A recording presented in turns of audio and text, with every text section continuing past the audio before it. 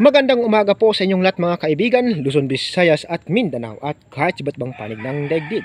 Welcome back to my channel, Katutubo TV Vlog. So nandito po tayo ngayon mga kaibigan sa ating munting manukan sa gubat sa taas ng aking amo. Ayan. So mayroon po akong isi-share ulit sa inyo mga kaibigan. Actually, na-video ko na po ito sa mga una kong video. Ito po tungkol sa ating manok na gold na mayroong 11 pakpak. Yan siya mga kaibigan. So sabi ko kasi noon baka tsamba lang kasi mayroon siyang 11 pakpak mga kaibigan. So ngayon binilang ko uli ngayong taon ha, 2025. So nakalugo na ako kasi siya. Okay na po siya mga kaibigan. 11 pa rin po mga kaibigan ang kanyang pakpak. Ayan, kaya i-video natin ulit yan mga kaibigan at ipapakita sa inyo ang kanyang pakpak na 11. Hindi lang po siya isa mga kaibigan, nadagdagan na po ng isa. Nandun po sa kulungan mga kaibigan, yung sunog na pula naman yun mga kaibigan. Yun naman po ang ating manok na mayroon ding 11 pakpak. So ayan mga kaibigan, hindi na po natin patatagal. Pero bago yan, disclaimer, this video is for entertainment purposes only.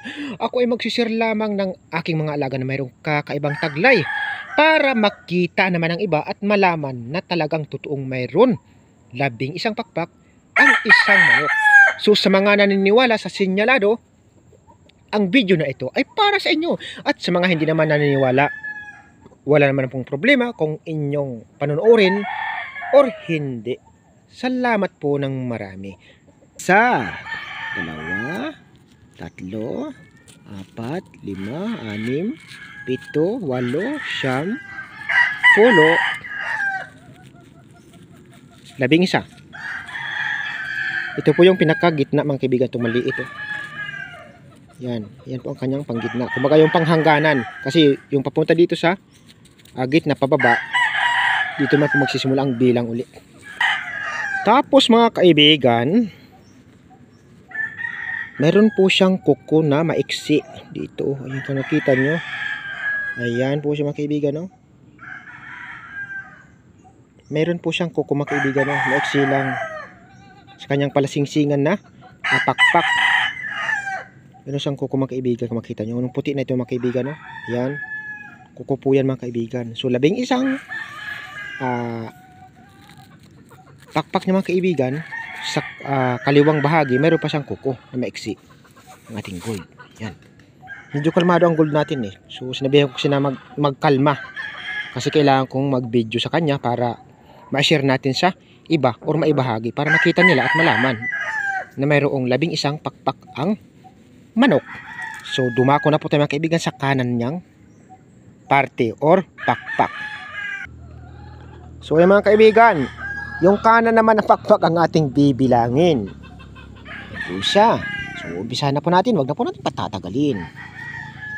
Ayan, 2 po ito mga kaibigan, 3, 4, 5, 6, 7, 8, 9, 10, 11. Ayan, ito po yung pinakadulo ulit mga kaibigan na yan. Oh. Ayan. So 11 po mga kaibigan. Ulitin natin. So 2, 3, 4, 5, 6, 7, 8, 9, 10, 11. So 11 po mga kaibigan ang kanyang pakpak sa kanan din. And then meron din po ulit siyang, sinasabi ko sa inyo kabila, kuko na maiksi. Ayan. May kuko po siya na maiksi mga kaibigan dito. Ayan, kung nakita niyan. Parang sungay. Ayan po siyang kuko mga kaibigan. Pitmalo. Itong ating gold. Kaya nasabi ko nakakaiba. Kasi sabi ko mga kaibigan, baka tsamba lang eh. Kaya binidyohan ko ulit ngayon. Kasi kung natandaan nyo mga kaibigan, binidyohan ko din po siya dito sa mga nakaraang taon. Sabi ko kasi baka tsamba lang dahil siyempre hindi masyadong klaro ba. So bibidyohan ko ulit ngayon ng klarong klaro na siya talagang siya lang mga kaibigan na solo. Ayan. So ito mga kaibigan, ipapalahi pa po natin sa ating golden na inahin. So magkaiba po ang kanilang lahi. Pareha silang gold pero iba po ang kanilang lahi. So ayan mga kaibigan, yan lang pong ating mapapakita sa inyo ang tinataglay na kakaiba ng ating manok na gold. So yung ating sunog na pula mga kaibigan, mayroon din siya